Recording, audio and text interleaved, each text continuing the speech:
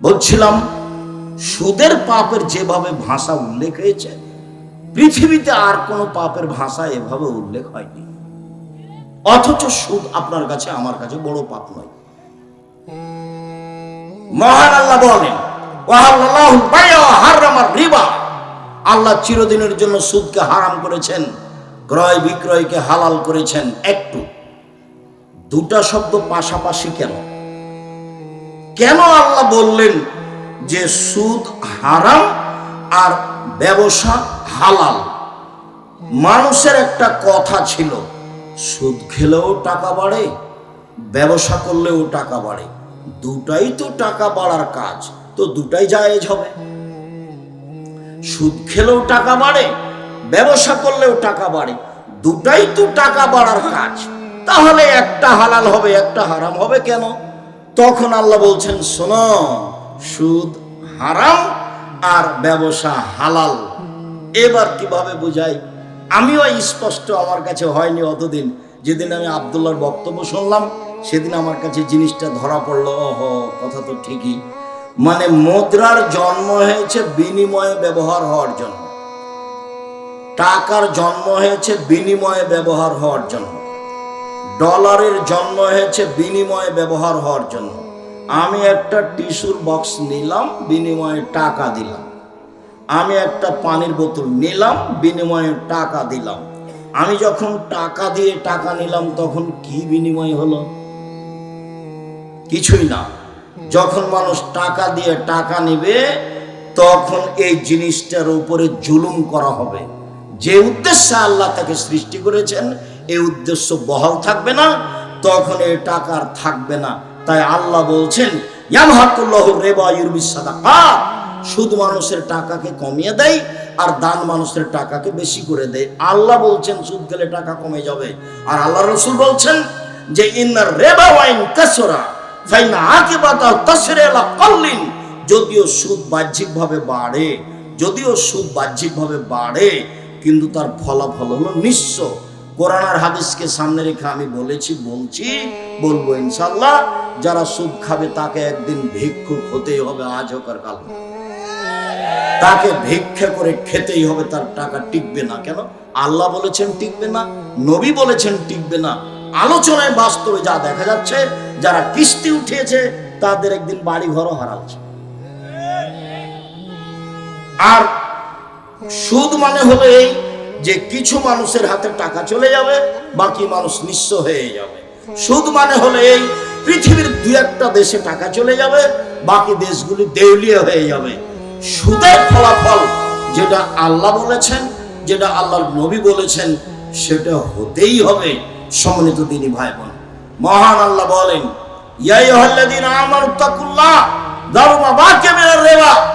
পৃথিবীর ঈমানদারগণ, মানুষ শোনো, চিরদিনের জন্য যা সুদ ছিল তা ছেড়ে দাও। মহান আল্লাহ বলেন, ইয়া আইয়ুহাল্লাযীনা আমানু লা তাকুলু রিবা আযাফাম মুযাফা। পৃথিবীর ঈমানদার মানুষেরা শোনো, তোমরা চক্রাহারে সুদ খাও না, সুদ হারাম। এক মিনিট, রাসূল সাল্লাল্লাহু আলাইহি সাল্লাম বিদায় হজের দিন লম্বা ভাষণ দিলেন, হাজারো লাখো মানুষের সামনে লম্বা ভাষণে তিনি বললেন, পৃথিবীর মানুষ শুনে রেখো, মিন আমিন কুল্লি আমরিন মিনাল জাহেলিয়াত তাহাতা কাদামাইয়া মাওযুআতুন।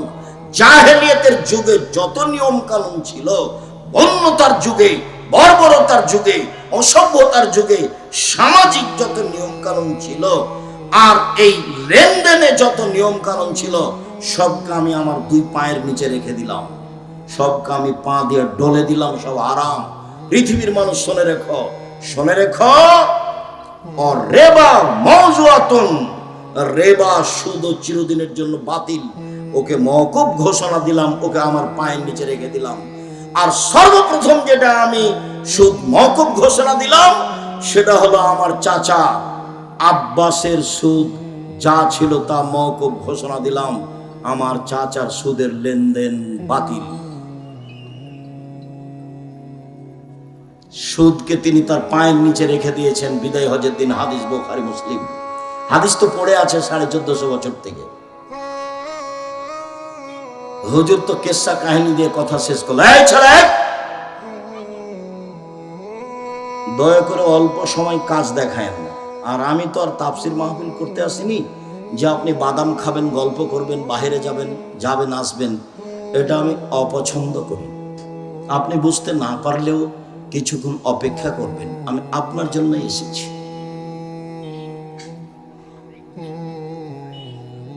যারা আসেনি, যাদের ভিতরে সংকীর্ণতা কাজ করছে, জবাব তারা দিবে। তবে আমি আপনার কাছে থাকতে চাই, আমি আপনার পরামর্শ নিতে চাই। শরীয়তের চূড়ান্ত সঠিক আপনার কাছে পৌঁছানোর জন্য আমি প্রস্তুত রয়েছি। আমি আপনার ঘরের মানুষ। আমার মনে বড় সাপ, আমি এই দেশের মাটিতে উন্নত মানের প্রতিষ্ঠান গড়ব ইনশাআল্লাহ, যেখানে ছেলে মেয়ে বাংলা, ইংরেজি, আরবি উন্নত মানের শিক্ষা অর্জন করে জাতির অন্যায়ের বিরুদ্ধে লড়বে। মুখে কলমে মিডিয়াই লড়বে। মুখে আছি, কলমে আছি, মিডিয়াই আছি, থাকবো ইনশাআল্লাহ। আপনি দেখেন না, জামিয়া সাহেব কালকে দেখতে আসেন রাজশাহীতে ডাঙ্গিপাড়া 50 বিঘা জমির উপরে ছেলেদের অংশ। টানোরে যেটা আছে মেয়েদের 60 থেকে 70 বিঘা। রূপগঞ্জ, নারায়ণগঞ্জ, ঢাকা, পূর্বাচলে আছে প্রায় 100 বিঘা জমির উপরে। 5000 ছেলে মেয়ে পড়াশোনা করে, 5000। 300 জন শিক্ষক শিক্ষিকা আছেন, প্রতি মাসে বেতন লাগে 40 লক্ষ। কিভাবে চলে তা আমার জানা নেই, আমি ব্যবসায়ী নই। আমরা গ্রামের মানুষ, দেবীনগরের মানুষ। আমার আব্বা সাধারণ কৃষক। শিক্ষক জানে না কিভাবে জামিয়া সালাফিয়া চলে, ছাত্র তো জানার কোনো প্রশ্নই আসে না। রসিদ বই বাহিরে ব্যবহার হয় না, ওটা নিষেধ আছে। সৌদি আরবের শিক্ষক, ইন্ডিয়ার শিক্ষক, দেশের শিক্ষক, দেশ বিদেশের শিক্ষকদের ভরা জামিয়া সালাফিয়া। আমার মনে বড় সাপ, আমি আপনাকে শুধু মুখে বলতে চাইনি, আমি চেয়েছি কলমে, আমি চেয়েছি মিডিয়াই, আমি চেয়েছি বাস্তব আপনার মুখে। আমার মৌলিক লক্ষ্য, আপনাকে আমি পরকালমুখী করতে চাই। আপনার ছেলে মেয়েকে আমি শিরক থেকে বাঁচাতে চাই। আপনার ছেলে মেয়েকে আমি প্রতারণা, ধোঁকা থেকে বাঁচাতে চাই। আপনি কি বুঝেছেন তা আমার বুঝে আসে না। আমি যেটুকু বুঝেছি তা আপনি ভুল বুঝেছেন।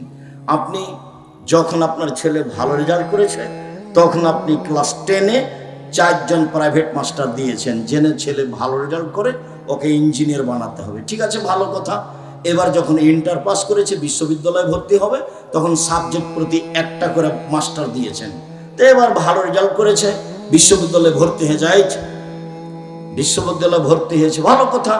ভালো রেজাল্ট করেছে, বড় ডাক্তার, পিজি হাসপাতালের ডাক্তার, মাসে 3 লক্ষ টাকা বেতন, এটাও ভালো। আচ্ছা ভালো, কিন্তু আপনি কি কখনো দেখেছেন কয়টা কেন লিখে, কার ওষুধ লিখে? আপনি যে টাকা পয়সা করে খরচ করে করলেন, আর সেদিন তো আপনার বাড়িতে আসলো, আপনার চোখের সামনেকার ঘটনা। বাড়িতে যখন আসলো, তখন গাড়ি থেকে নামলো, তখন আপনি দেখলেন দাড়ি চাঁচা আছে, গলায় টাই আছে, প্যান্টটা এখনো নিচে আছে, হাতে সিগারেট আছে। এই অবস্থায় গাড়ি থেকে নামলো। একটু পরে বৌমা গাড়ি থেকে নামলো, গায়ে হালকা হালকা কাপড় আছে। একটু পরে নাতনি পুতিন গাড়ি থেকে নামলো, গায়ে কাপড় নেই বললেই চলে। একটু পরে দেখা গেল গাড়ির পিছন দিকে কুকুর আছে। আপনি বলেন আপনার টাকা পয়সার অবস্থা কি? আমি যেটা বুঝেছি সেটা হলো চাঁপাইনবাবগঞ্জের ভাষাতে আমও গেল, ছালাও গেল, কাঁদতে কাঁদতে 2 চোখও গেল। এইটা আমি বুঝেছি, আমি চাঁপাইনবাবগঞ্জের মানুষ হিসাবে। আর যদি আপনি শিক্ষিত মানুষ হিসেবে বুঝতে চান, তখন আমি বলেছি, ওই যে বলল বাবু মাঝি, চাঁদ কেন বাড়ে কমে রে? আমি কি তা বলতে পারি? ও দেখি তোর জীবন 4 আনায় মিছে, এই পারিস সেই পারিস না, দেখি তোর জীবন 8 আনায় মিছে। মাঝি এই পারিস সেই পারিস না, দেখি তোর জীবন 12 আনায় মিছে। একটু পরে বাতাস উঠেছে, নৌকা হিলে উঠেছে। এখন মাঝি বলছে, বাবু সাঁতার জানো বাবু? তখন বাবু বলছে, না রে মাঝি, না, আমি তো সাঁতার জানি না। তখন মাঝি বলছে, এখন দেখি তোমার জীবন 16 আনায় মিছে। এখন বাপ বেটা জীবন বের করে নিয়ে আসেন। দুঃখিত, আমি আপনাকে কষ্ট দিতে চাইনি। আপনার পাশে ছেলে বসে থাকে, 2 কানে তার ইয়ারফোন লাগা আছে, ইন্ডিয়ার গান চলছে, জবাব আমি দিব? কেন? আপনি দেন। আপনাকে আমার রাসূল দায়িত্বশীল করেছেন। আপনার ছেলের হাতে সবসময় বড় মোবাইল থাকে, ভূমিকম্প তো হবেই, ভূমিকম্প তো স্বাভাবিক ব্যাপার। আল্লাহ রাসূল বলছেন যে তিনটা পাপের কারণে তিনটা বিপদ নেমে আসে। আমার উম্মতের উপরে তিনটা পাপের কারণে তিনটা বিপদ নেমে আসবে। আমার উম্মতের উপরে তিনটা পাপের কারণে তিনটা বিপদ নেমে আসবে।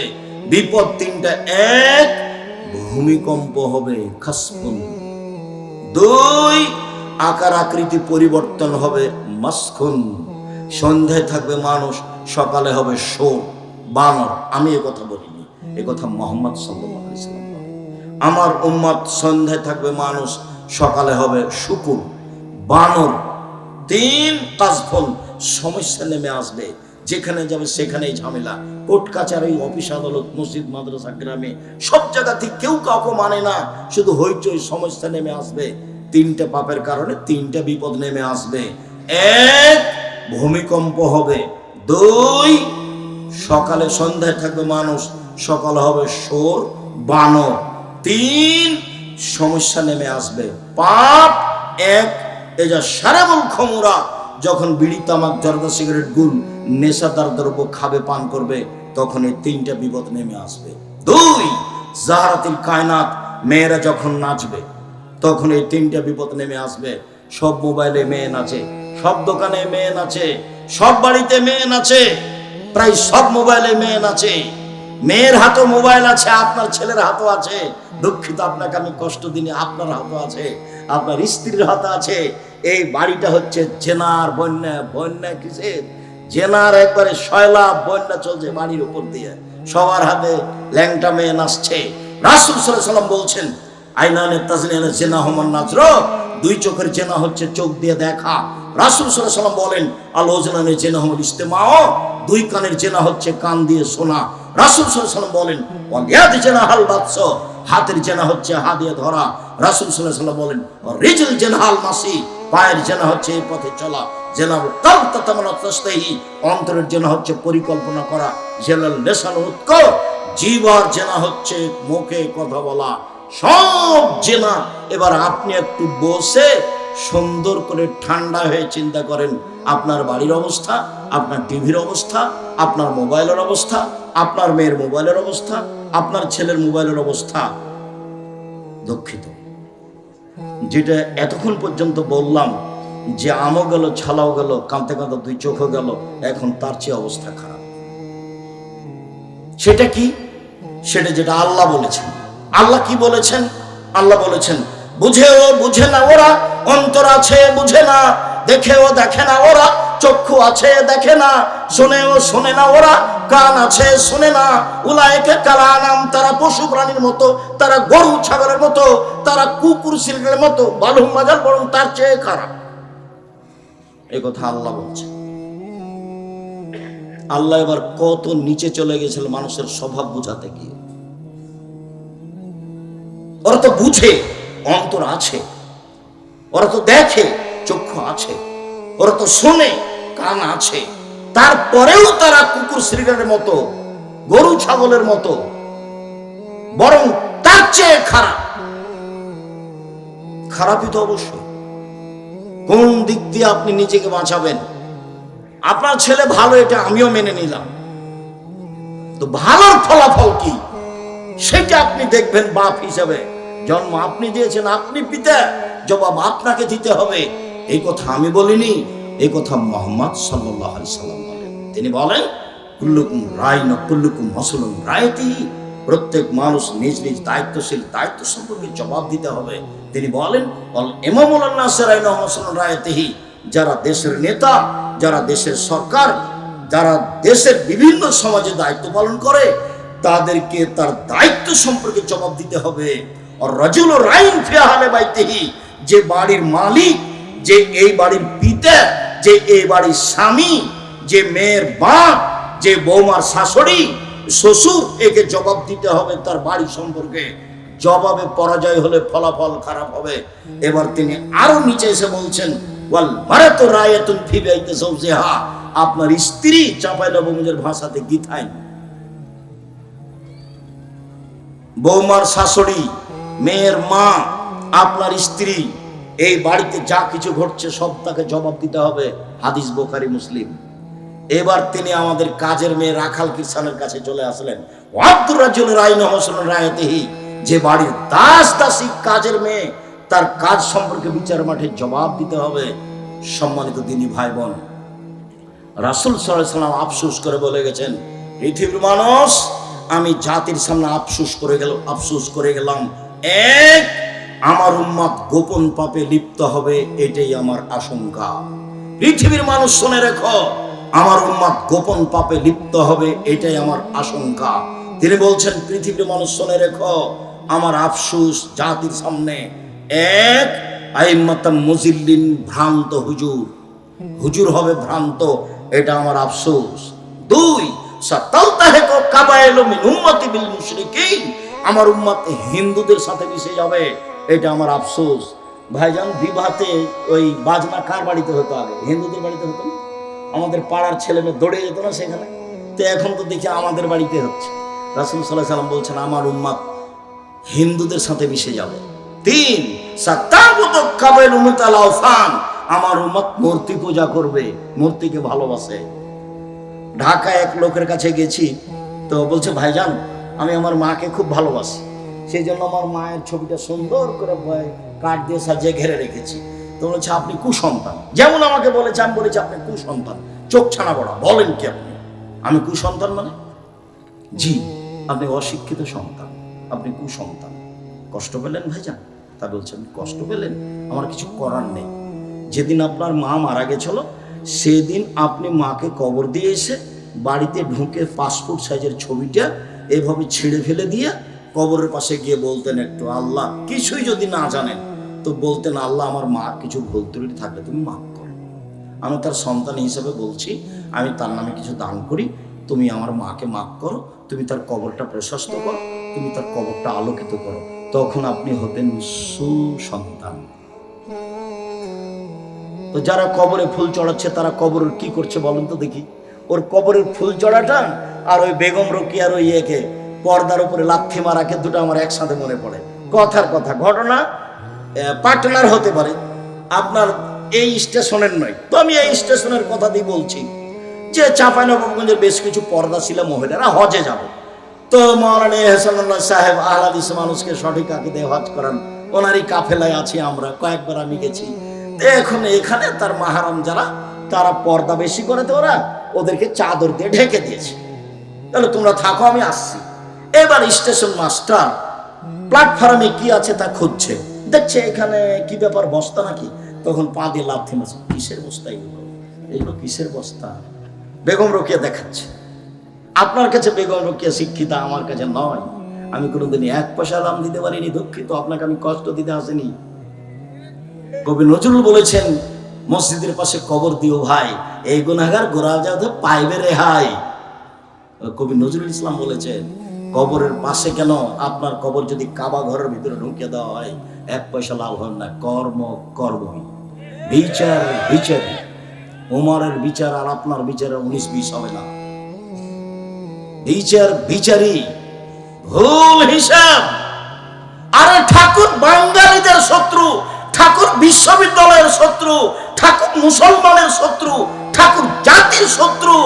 যেদিন মুসলমান ইংরেজদের হাতে নির্যাতিত জেল হাজতে, সেদিন ঠাকুর লন্ডনে মুচ পাকায়। সেই ঠাকুরের আমার ছেলে বলে, আমি এই বিদ্যাকে স্বীকৃতি দিইনি। জাতির যদি রাস্তাঘাট করে দিতে না পারি, জাতির যদি স্কুল কলেজ করে দিতে না পারি, জাতিকে চূড়ান্ত সঠিক ধর্ম দিতে পারবো ইনশাল্লাহ। ধর্মের ব্যাপারে জাতিকে ফাঁকি দিয়ে পরকাল হারাতে রাজি নই। ঠাকুরকে সরিষা সম পরিবার সম্মান দিতে রাজি নই। ঠাকুর আমার জাতীয় শত্রু, ঠাকুর মুসলমানের শত্রু, ঠাকুর বাঙালিদের শত্রু, ঠাকুর ঢাকা বিশ্ববিদ্যালয়ের শত্রু। মুসলমান যেদিন ইংরেজদের হাতে নির্যাতিত, সেদিন ঠাকুর লন্ডনে মুচ পাকায়।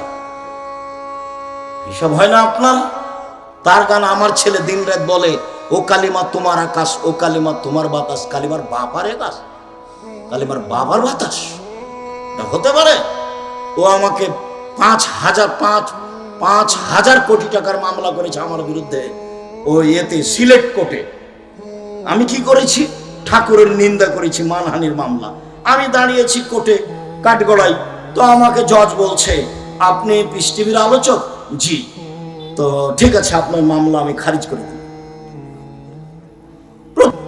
আমাকে জিজ্ঞাসা করলেন, আপনি পিস টিভির আলোচক বলেছি, আপনার মামলা খারিজ। আর যেদিন আমি সুনামগঞ্জ সিলেটে উপস্থিত হলাম, 1000 কোটি টাকার মামলা, ঘটনা এটাই। এইবার আমি যখন কাঠগড়ায় দাঁড়িয়েছি, জজ তখন বলছেন যে মামলা নিয়ে আপনার সাথে আমার কোনো কথা নেই। মামলার নথিটা এইভাবে উল্টে ধরলেন, ধরে বলছেন যে আপনি এই জন্য কাঠগড়ায় এসেছেন এটা আমার মনে হয় না। তো উনি তখন বলতে লাগলেন যে আপনি বলেছেন এই, আপনি বলেছেন এই, আপনি বলেছেন এই, আপনি বলেছেন যে গাভীর পেশাবে কাপড় ভিজিয়ে সালাত আদায় করা যাবে, আপনি বলেছেন রাসূল সাল্লাল্লাহু আলাইহি ওয়াসাল্লাম তার স্ত্রী কিনে গোসল করছিলেন, তখন উভয়ের পরনে কাপড় ছিল না। এই সব কারণে আপনাকে কোর্টে আসতে হয়েছে। এখন উকিল আমাকে বলেছেন যে এতদিন তো আপনার কথা শুনেছি, আজকে আপনি আমার কথা শুনবেন, মুখ খুলবেন না। এরা কিন্তু জজ, হাকিম নড়ে তো হুকুম নড়ে না, মুখ খুলবেন না, যা বলবে বলবেন। আমি আর এখন কি বলি, আমি মুখ বন্ধ করে আছি। ও 14 মিনিট কথা বললো, এটা সব কিছু নিয়ে মামলার কোনো কথা নাই, যান আপনাকে ইয়ে দিয়ে দিলাম, কি ওকে বলে, জামিন দিয়ে দিলাম। আর সামনে যারা ছিল তারাকে সাবধান করে দিল, ওনার সাথে আপনারা কেউ কথা বলবেন না। সম্মানিত দিনী ভাই বোন, বলছিলাম সুদ মহাপাপ। জাবের রাদিয়াল্লাহু তাআলা আনহু বলেন, রাসূল সাল্লাল্লাহু আলাইহি সাল্লাম লানা রাসূলুল্লাহ সাল্লাল্লাহু আলাইহি ওয়াসাল্লাম আকালা রিবা ওয়া মুকিলাহু ওয়া কাতিবাহু ওয়া শাহিদাইহি। যে সুদ খায় সে অভিশাপ, যে সুদ দেয় সে অভিশাপ, যে সুদ লেখে সে অভিশাপ, যে সাক্ষী থাকে তার উপরে অভিশাপ। সবাই সমান, সুদদাতা, সুদ গ্রহীতা, সুদের সাক্ষীদাতা, সুদের লেখক, সবাই সমান, সবার জন্য জাহান্নাম অপেক্ষা করছে। আল্লাহ রাসূল বলছেন, কুল্লু কারজিন যারা নাফাদান ফালাহু রিবা, প্রত্যেকে ঋণ যেটা সুদ নিয়ে আসে, বর্ধিত কিছু নিয়ে আসে, সেটাই সুদ। সম্মানিত দিনী ভাই বোন, জাবের রাদিয়াল্লাহু তাআলা আনহু বলেন, রাসূল সাল্লাল্লাহু আলাইহি সাল্লাম বলেছেন, আয-যাহাবু বিয-যাহাব, স্বর্ণের বিনিময়ে স্বর্ণ, আল ফিজ্জা বিল ফিজ্জা, রূপার বিনিময়ে রূপা, অশাইর বিশাইর, জবের বিনিময়ে জব, অল বুররু বিল বুর, গমের বিনিময়ে গম, অল মিলহু বিল মিলহ, লবণের বিনিময়ে লবণ, মিসলান বে মিসলিন, সমান সমান, ইয়াদান বে ইয়াদিন, নগদ নগদ, সমান বে সমান, সমান সমান। ফালা তুসিফু, কমবেশ করো না, কমবেশ করো না, এটাই হবে সুদ। কমবেশ করো না, এটাই হবে সুদ। আবু সাঈদ খুদরি রাদিয়াল্লাহু তাআলা বলেন, যা বেলালুন বেতামারিন বারনিন, খুব দামি খেজুর নিয়ে বেলাল আসলেন মদিনায়। আল্লাহ রাসূল বলেন, মা হাজা বেলাল, এসব খেজুর কেমন?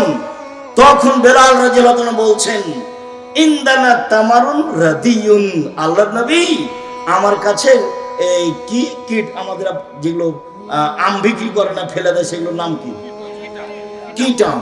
আল্লাহ রাসূল আমাদের কাছে কিছু কিট খেজুর ছিল যেগুলো ফেলে দেওয়ার মতো, সেগুলো দিয়ে কি করেছি?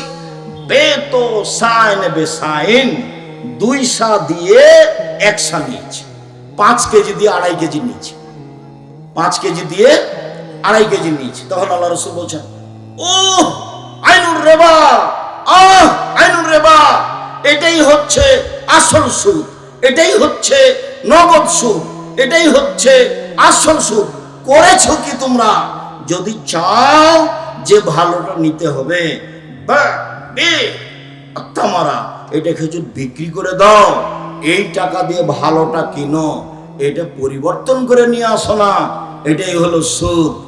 একদিন সাহাবীগণকে জিজ্ঞাসা করছেন, শোনো, যেগুলো খেজুর বাড়িতে আছে শুখা, আর যেগুলো গাছে আছে ওগুলোর নামালে কি শুকালে ওজন কমে যাবে? তখন সাহাবীগণ বলছেন, হ্যাঁ, ওটা শুকালে তো ওজন কমে যাবে। শোনো শোনো শোনো, তাহলে বাড়িরটা দিয়ে গাছেরটা বিক্রি হবে না, বাড়িরটা দিয়ে গাছেরটা বিক্রি হবে না। কেন হবে না ভাইজান? গাছেরটা শুকালে কি হবে? ওজন কমে যাবে। তাহলে এখন যদি সমান সমান নেওয়া হয়, তাহলে পরবর্তীতে কি হয়ে যাবে? একটা বেশি হয়ে গেল, একটা কম হয়ে গেল। আল্লাহ রাসূল বললেন, এটা সুদ, সুদ চিরদিনের জন্য হারাম।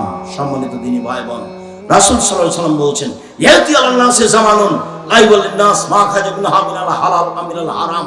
অচিরেই মানুষের উপরে এমন একটা সময় চলে আসছে মানুষ বিবেচনা করবে না এই টাকা বৈধ না, এই টাকা অবৈধ।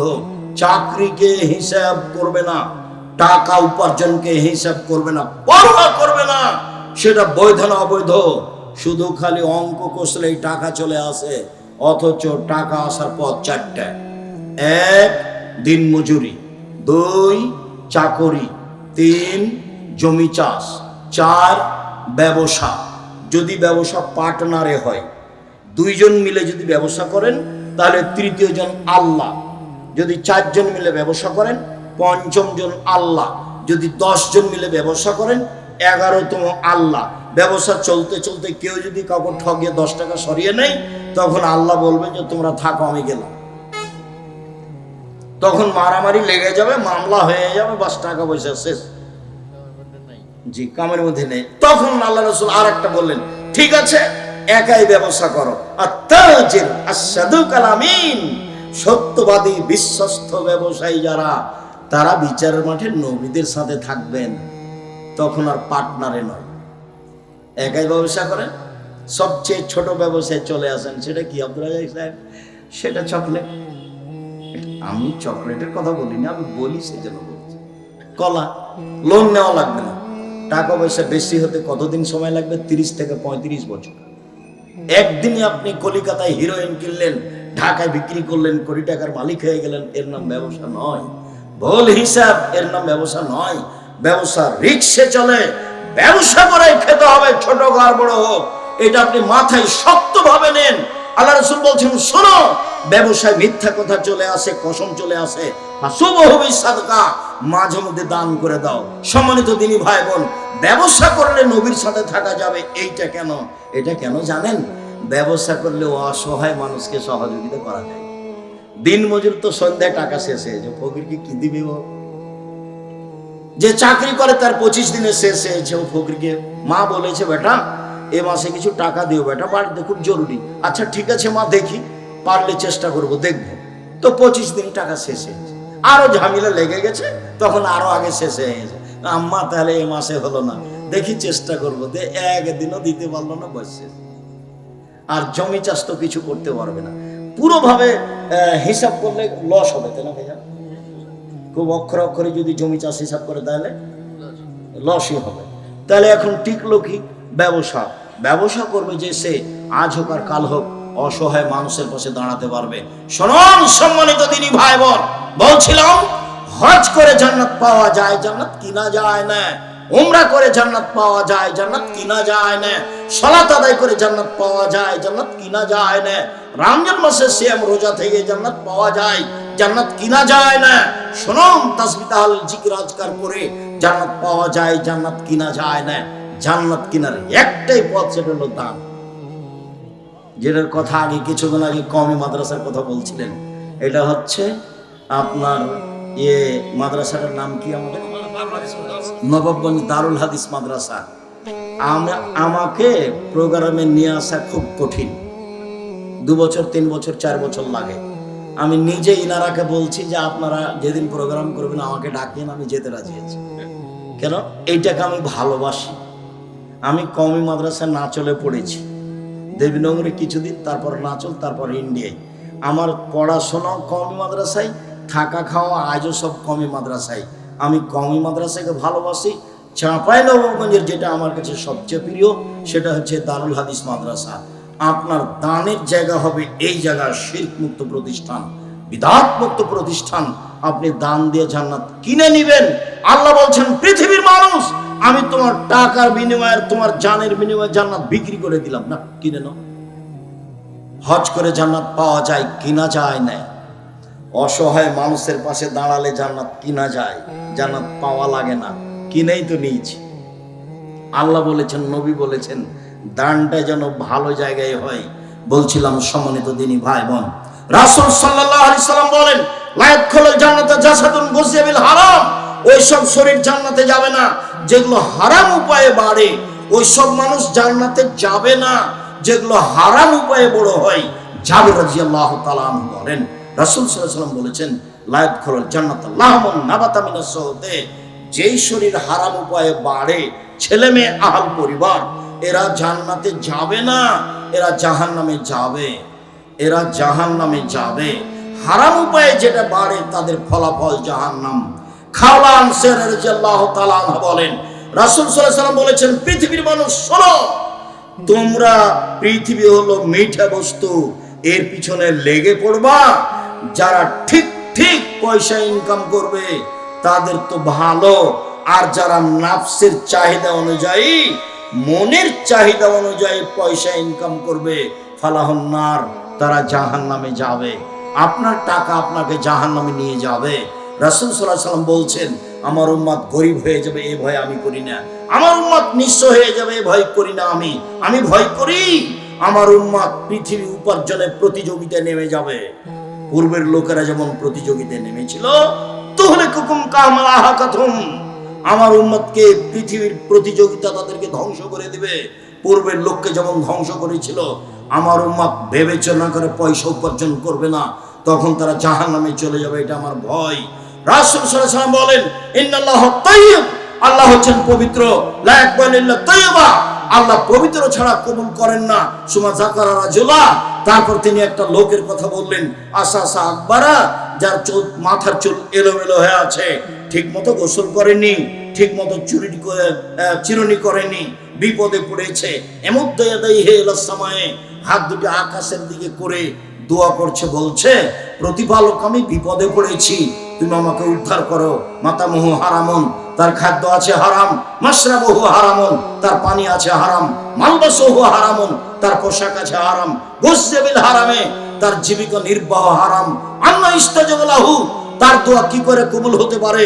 তার হজ কবুল হবে না, তার উমরা কবুল হবে না, তার সালাত সিয়াম রোজা কবুল হবে না।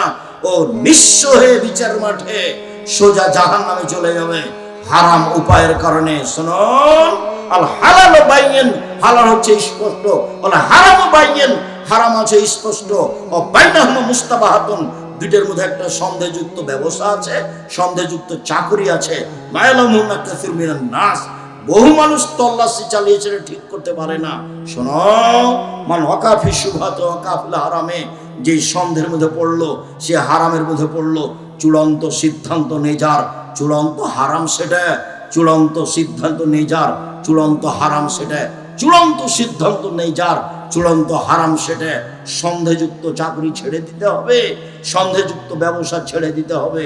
মূল জিনিস যদি বৈধ হয়, বিদেশ থেকে নিয়ে আসছেন, নিয়ে আসতে গিয়ে যেখানে যা টাকা দিতে হচ্ছে দেন, কিন্তু মূল জিনিস বৈধ হলে সব ঠিক আছে, আর মূল জিনিস বৈধ না হলে কোনোটাই ঠিক নয়। সম্মানিত দিনী ভাই বোন, বলছিলাম, সম্মানিত দিনী বোন, আপনি নিরাশা হবেন না, আপনার জন্য জান্নাত সহজ। সম্মানিত দিনী ভাই, কথা বলছো কেন? আপনি আমার দিনী বোন, আপনাকে আমি অনেক অন্তর থেকে ভালোবাসি, পরকাল কামনা করে আপনার জন্য। আপনি বলে মনে করবেন যে আব্দুর রাজ্জাক সাহেব আমাদের কষ্ট দেন, আমি কি করতে পারি? আল্লাহ রাসূল বলছেন, মহিলারা শয়তানের বেশ ধরে আসে, মহিলারা শয়তানের বেশ ধরে যায়। নেন এবার, এটা আমি বললাম। মহিলারা শয়তানের বেশ ধরে আসে, মহিলারা শয়তানের বেশ ধরে যায়। তাহলে মহিলা বলতে আল্লাহ রাসূল কি খাদিজাকে বললেন, আয়েশাকে বললেন? এক মিনিট, খাদিজাকে দেখবেন, এক মিনিট খাদিজাকে দেখবেন, দেখেন খাদিজা রাদিয়াল্লাহু তাআলা আনহাকে এক মিনিট দেখেন। আবু হুরায়রা রাদিয়াল্লাহু তাআলা আনহু বলেন, জিবরাইল নবীর কাছে আসলেন, আমাদের নবীর কাছে এসে বলছেন, ওই যে খাদিজা, ওই যে খাদিজা আসছে, ওর হাতে একটা বাটি আছে, ওতে তরকারি আছে, ওতে খাদ্য আছে।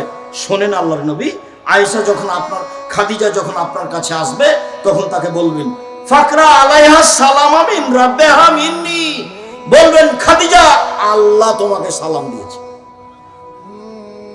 বলবেন, খাদিজা জিবরাইল তোমাকে সালাম দিয়েছে। অবাশশিরা বিবাইতিন ফিল জান্নাহ, আর ওকে বলে দিবেন, খাদিজা তোমার জন্য জান্নাতে একটা ঘর বানানো হয়েছে হীরা মুক্তা মাণিক্য দিয়ে, যেখানে হইচই নেই, যেখানে কষ্ট ক্লেশ নেই। বুখারী মুসলিম। তাহলে খাদিজা রাদিয়াল্লাহু তাআলা আনহাকে কি আল্লাহ রাসূল বললেন যে শয়তানের বেশ ধরে আসে, শয়তানের বেশ ধরে যায়? দিনী বোন, আপনাকে একটু বলি, এইদিকে দেখেন, আয়েশা রাদিয়াল্লাহু তাআলা আনহা বলেন, আমার স্বামীর কবর হলো আমার ঘরে, মুহাম্মদ সাল্লাল্লাহু আলাইহি সাল্লামের কবর হলো আমার ঘরে।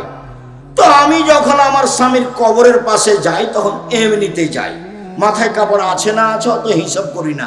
কিছুদিন পরে আমার বাপের কবর হলো আমার স্বামীর কবরের পাশে, তখন আমি এমনিতে যাই, অত হিসাব করি না।